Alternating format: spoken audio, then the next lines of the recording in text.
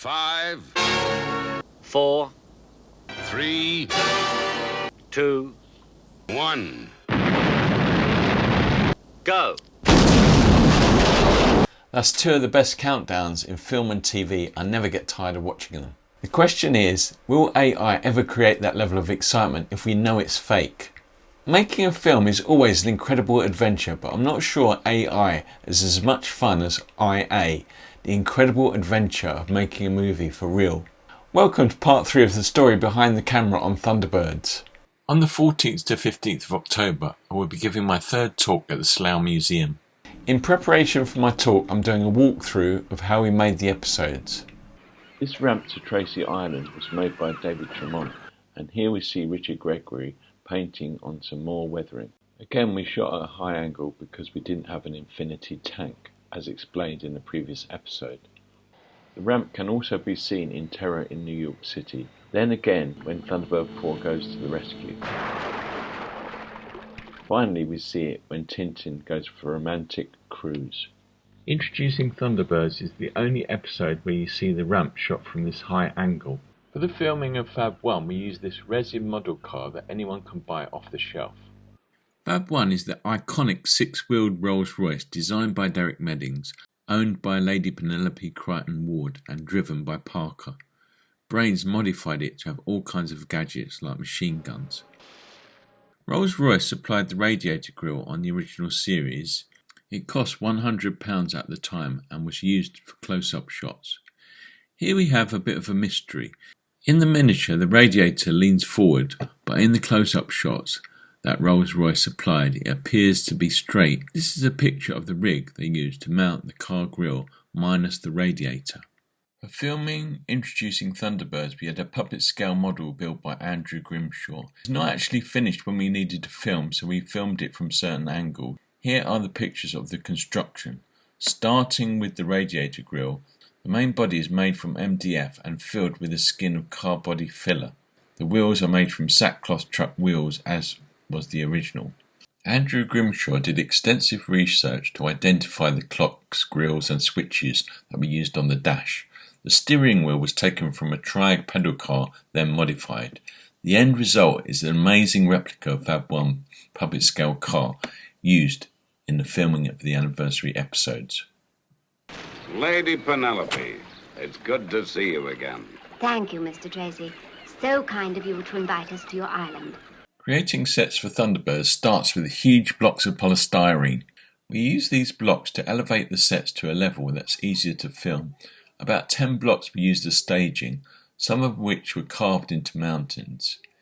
If you watch carefully, you can spot the same mountains in lots of different scenes in lots of different episodes. The advantage of polystyrene is it's very easy to move around. Here you can see a set built on the polystyrene blocks. Hilton is applying a mixture of cat litter and sand. Cat litter is used to create different textures and effects. Richard Gregory and Toby Chamberlain carved the palm trees out of insulation pipe. The leaves were stock plastic palm leaves you can buy from specialist florists. Regarding the background is painted on sky and dark blue paint for the sea, with stuck-on tinsel blown by a fan to create the sea effect. The original Thunderbirds was filmed on 35mm 4perf at 50 ASA. That meant they had to use 10K lights, that's 10,000 100-watt bulbs. Here you can see 3 10K lights. Sometimes it would get so hot the models would melt. Filming the new episodes, we used the Arri D21 camera that is rated at 200 ASA rather than the 50 ASA used on the original episodes. Thankfully I could use 2K lights instead of 10K ones. It was still hot in the studio, but when the weather was cold we turned on the lights just to keep warm, so there's no heating in the studio. By a happy coincidence, the lights we used were called Arri T1 and Arri T2. I like to think of them as Thunderbird 1 light and Thunderbird 2 light. The other light we used was an Arri 650. This was mostly used as an eye light. Eye lights give the puppets life. Without some kind of light in the eye, the puppets can look sad and lifeless. With a simple reflection in the eye, they come to life. This is all more important because the faces don't move, just the lips and the eyes.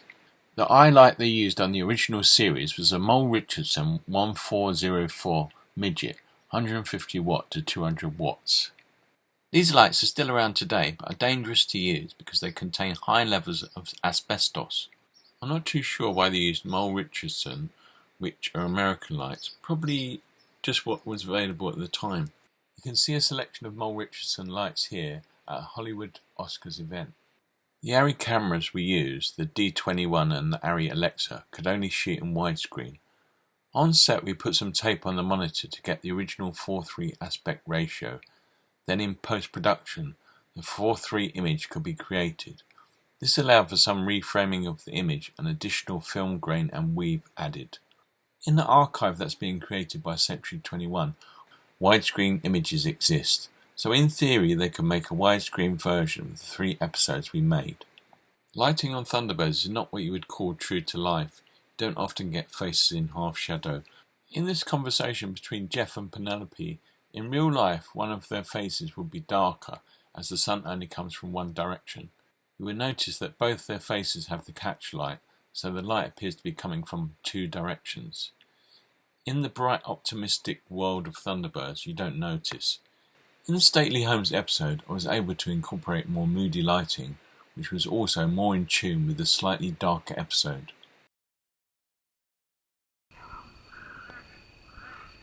They are arriving, Doctor. What did you say about my playing, Mr. Twink? Hold it, Jim.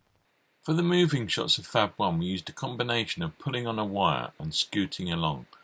Remember when you were a child, you scooted cars along imagining they were real? That's how we did some of the shots of Fab 1. At 75 frames per second, the car would come to a graceful stop. This picture clearly shows how most of the sets were built on these huge polystyrene blocks. I still have these rocks in my garden. It's a kind of final resting place unless I need them for more filming. I live in hope of doing new episodes. Maybe Stingray next. I've already created Thunderbirds and Captain Scarlet, so why not Stingray next? Thanks for watching. If you'd like to see more behind the camera, please like and subscribe.